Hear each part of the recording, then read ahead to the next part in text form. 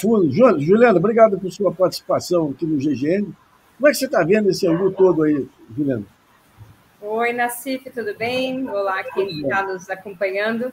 Eu espero que dê para me ouvir e que a conexão fique relativamente estável.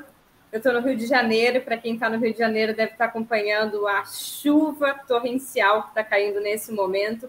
Então, desde o barulho até a conexão de internet, talvez não estejam nos seus pontos ótimos, para falar aqui numa linguagem de economista, mas tomara que dê para a gente se comunicar. Eu acho que você já apresentou aqui o principal do debate, ou como ele se apresenta na mídia, ou quais são as justificativas que o Banco Central e o Cupom têm apresentado nas suas atas para a manutenção ou para a justificativa do injustificável, que é a manutenção de uma taxa de juros tão apreciada, em 13,5%, num momento em que a economia brasileira está apresentando sinais de reversão a uma tendência de estagnação.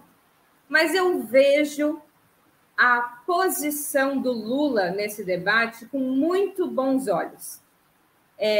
Eu acho que esse momento que vive a sociedade brasileira, que é um momento diferente do momento anterior, um momento em que, ainda que o conflito de classe, o conflito distributivo e o conflito direita-esquerda, ainda que externado em partidos distintos, né, já foi a disputa PT-PSDB, sempre tenha existido no Brasil, hoje ela existe de forma mais alargada e mais polarizada. Em momentos em que a sociedade se polariza e que a direita se organiza, inclusive ideologicamente, né, pautando o debate na sociedade, pautando o debate desde da política, dos valores, da educação, mas, sobretudo, o debate econômico, é papel da esquerda, e não só do governo, mas dos movimentos sociais, dos economistas progressistas, pautar este debate também de forma polarizada, corajosa e com ousadia. Porque se a gente pensa que, num período de polarização, o nosso papel é o de apaziguar, ou é o papel de jogar, tentando constituir um centro com o máximo de mediações possíveis para garantir um certo equilíbrio instável das posições políticas, o que a gente vai fazer é, por um lado, perder a disputa e, por um lado, empurrar o centro ou as posições de equilíbrio cada vez mais à direita.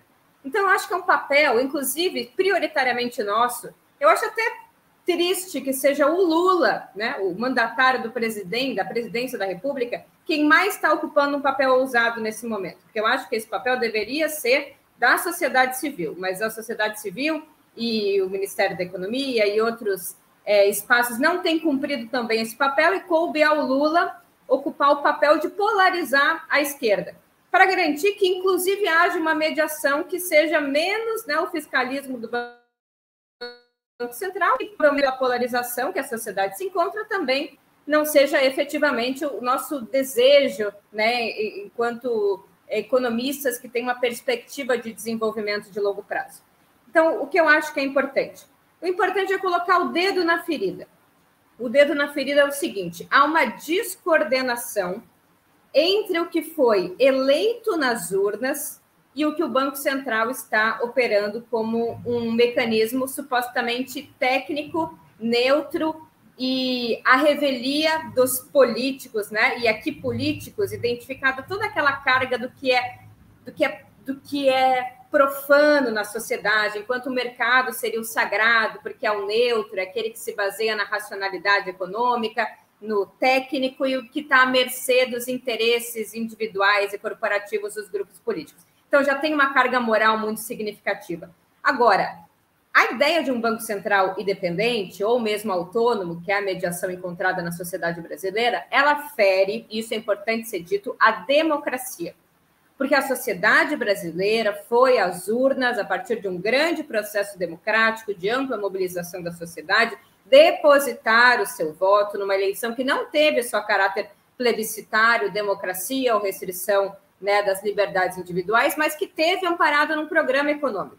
E esse programa econômico queria mais educação, mais saúde, mais direitos sociais, mais políticas públicas, mais Estado.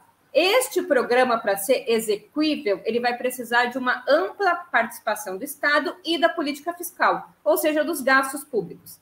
Não dá para o Estado realizar esse conjunto de políticas, ou seja, alçar o desenvolvimento, o crescimento da economia brasileira, a geração de emprego, se o Banco Central responde a esses intentos da política fiscal expansionista, jogando juros na economia brasileira. Porque se, por um lado, o Banco Central dá um estímulo para a geração, se o Tesouro Nacional, se o Estado dá um estímulo na geração de crescimento, e o Banco Central opera com uma taxa de juros que é anti-investimento, portanto, se anulam os dois vetores. E, portanto, o nosso desejo, como cidadão brasileiro que depositou o seu voto, é anulado por uma força supostamente técnica. Acontece que nesses técnicos a gente não votou. E estes técnicos estão profundamente vinculados, sim, a interesses políticos, porque não há nada apolítico no mundo, como mundo e muito menos no modo de produção capitalista, em que a política monetária, o Banco Central, é também capturado por interesses particulares, no caso do mercado.